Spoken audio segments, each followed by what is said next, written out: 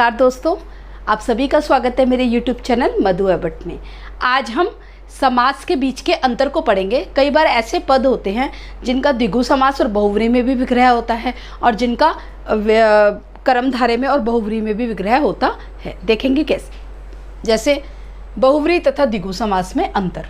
जैसे द्विगु समास होता है जिसमें प्रथम पद प्रधान होता है। प्रथम पद जो होता है वो संख्यावाची होता है। और कई बार क्या होता है, प्रथम पद संख्यावाची होने के बावजूद भी अगर उसका तीसरा अर्थ निकल रहा है तो हम उसका विग्रह बहुव्रीहि में कर सकते हैं। तो हम देखते हैं कैसे। जैसे दशानन, इसमें दश आनंद, दश का मतलब 10। इसमें प्रथम पद जो है वो संख्यावाची है, तो प्रथम पद संख्यावाची है तो हम इसका विग्रह जो है द्विगु में करते हैं। 10 आननों का समूह, ये कौन सा समास हो गया? द्विगु समास हो गया। लेकिन अगर प्रथम पद संख्यावाची और इसका तीसरा अर्थ निकल रहा है तो हम इसका बहुव्रीहि में भी विग्रह कर सकते हैं। जैसे 10 हैं आनंद जिसके, अर्थात रावण। तो यहाँ पे देखा हमने 10 का महत्व है, आनंद मतलब ना मुख का महत्व है बल्कि एक किसी तीसरे ही अर्थ रावण का महत्व यहाँ पर है। तो जहाँ पर तीसरे अर्थ की प्रधानता हो एक ही शब्द में वहाँ बहुव्रीहि समास होता है, और जहाँ पर अगर प्रथम पद संख्यावाची है तो उसको हम द्विगु समास में भी कर सकते हैं। लेकिन एक बात ध्यान देने योग्य है, अगर कोई पद आपके सामने ऐसा आता है जो संख्यावाची है लेकिन अगर उसका तीसरा अर्थ निकल रहा है तो पहला महत्व आप बहुव्रीहि में विग्रह करके देंगे। ऐसे ही अगला है बहुव्रीहि तथा कर्मधारय समास में अंतर। अब बहुव्रीहि और कर्मधारय समास में अंतर देखेंगे।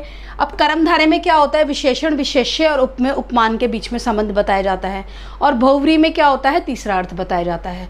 तो विशेषण विशेष्य के बीच में संबंध, नीला है, एक नीलकंठ पद है, इसको दो में करेंगे हम। जैसे नीला है जो कंठ, तो कंठ की क्या विशेषता है कि वो नीला है, तो ये कर्मधारय समास हो गया। ऐसे ही यहाँ पर ना नील का महत्व है ना कंठ का महत्व है। नीलकंठ दोनों पद मिलकर कोई तीसरा अर्थ बनाते हैं। नीलकंठ हम किसको कहते हैं? शिव जी को कहते हैं। तो नीला है कंठ जिसका, अर्थात शिव जी। तो आपने देखा कि यहाँ पर बहुव्रीहि में समास हुआ, बहुव्रीहि में जो है विग्रह हुआ। तो अब आपने देखा कि एक पद जो है वो जैसा विग्रह करेंगे उसी में ही वो ढल जाएगा। यानी कि जैसा विग्रह करते हैं, जैसे अगर इसमें विशेषता बताई जा रही है तो कर्मधारय में हो गया, तीसरा अर्थ बताया जा रहा है तो बहुव्रीहि में हो गया, इसमें संख्यावाची है तो द्विगु में हो गया, इसमें तीसरा अर्थ बताया जा रहा है तो बहुव्रीहि में हो गया। तो आपने देखा कि एक पद को हम अलग अलग समासों में भी विग्रह कर सकते हैं। लेकिन एक ध्यान देने योग्य बात है कि अगर किसी भी पद में चाहे कर्मधारय और बहुव्रीहि है चाहे द्विगु और बहुव्रीहि है, लेकिन अगर तीसरे अर्थ की प्रधानता है तो पहला महत्व आप बहुव्रीहि को ही दीजिए। अगर आपको उसका तीसरा अर्थ पता है, प्रसिद्ध अर्थ पता है, तो आप पहला महत्व बहुव्रीहि को ही देंगे। इसके अतिरिक्त इसमें और बहुत सारे उदाहरण हैं। जैसे चरण कमल, चरण के कमल के समान चरण, तो ये क्या हो जाएगा? ये कर्मधारय समास हो जाएगा क्योंकि यहाँ पर समानता प्रकट हो रही है।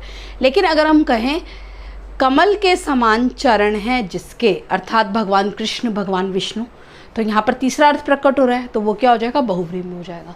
तो देखा आपने कि एक ही तरह के पद जो हैं उनको हम अलग अलग समास में विग्रह करके मतलब बता सकते हैं। तो ये अंतर विशेष रूप से बहुत महत्वपूर्ण था, तो इसीलिए मैं चाह रही थी कि इसके ऊपर एक वीडियो बनाकर आपको समझाऊं। तो इससे संबंधित या हिंदी व्याकरण में किसी भी विषय से संबंधित आपको अगर कोई समस्या है तो कृपया कमेंट बॉक्स पे कमेंट करके बताएं। तो आशा करती हूँ आपको मेरी वीडियो पसंद आई होगी। वीडियो को लाइक शेयर, चैनल को सब्सक्राइब करना ना भूलें। धन्यवाद।